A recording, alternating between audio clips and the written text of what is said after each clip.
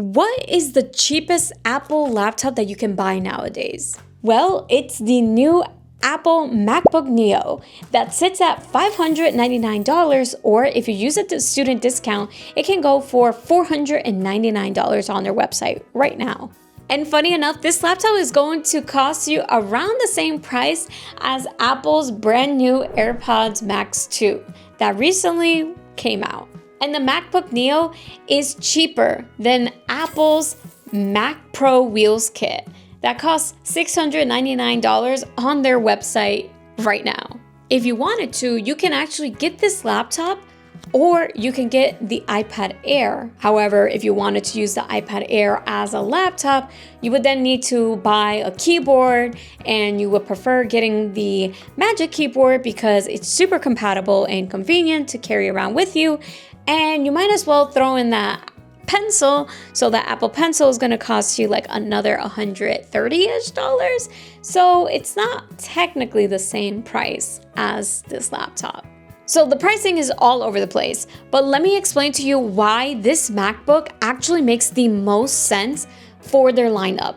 And I'm going to explain who this laptop is for and why it's worth it for them. But before we get into things, please make sure you guys hit the subscribe button if and only if you like tech content.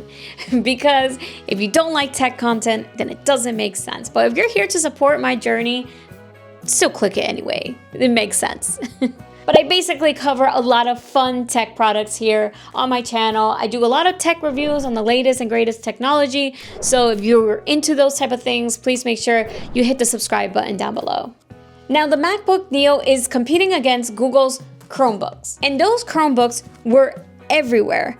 And they're still there in classes and stuff, but many students during the pandemic time, they would bring those Chromebooks home and then do the assignments and hop on their Google Meets and would get all of their assignments done on these Chromebooks.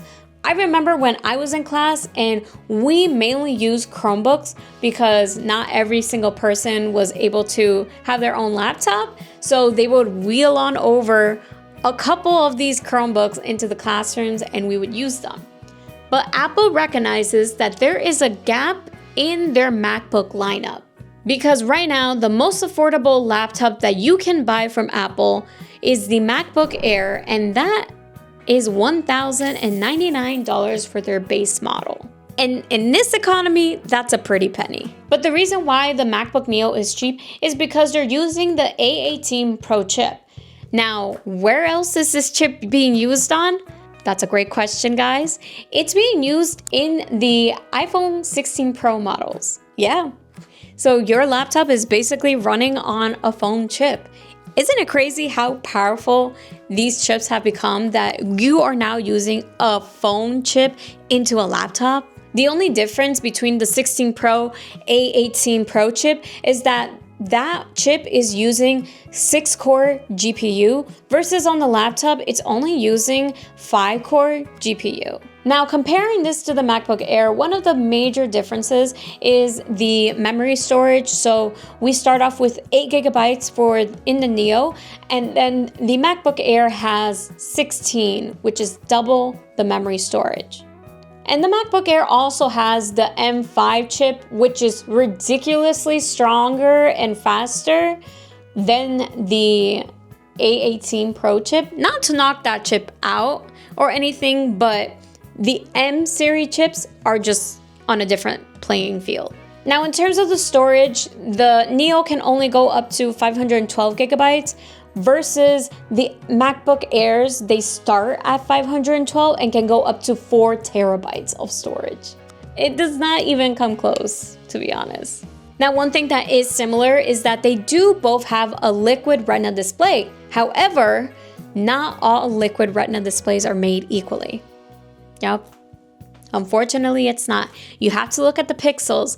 There is less pixels in the Neo versus the MacBook Air.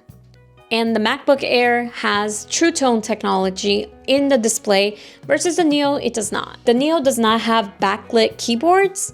Yeah, there's a lot of changes with this little guy, but you know, it's chugging along. It's kind of like the little brother that just entered the game, you know, like It's not the worst. It's still strong. It's very powerful, but it's there. And the Neo laptop can video stream up to 16 hours, and it also has charging speeds of 20 watts versus the MacBook Air that has charging speeds of 70 watts. But who is this laptop for? Well, it's mainly for students or elderly people. I just believe that if you're not using it for your professional career, like video editing or heavy audio computation or coding, things like that, trust me, you can skip out on this device. But if you're a student or if you're someone who just wants to watch Netflix on a bigger screen versus your phone, or wants to check in on your LinkedIn account, or I don't know, write a document or something, like this is the perfect laptop for you. This is something that will work well, be very efficient, be in the ecosystem, connect to your phone, you can receive your messages, and you'll have FaceTime on here.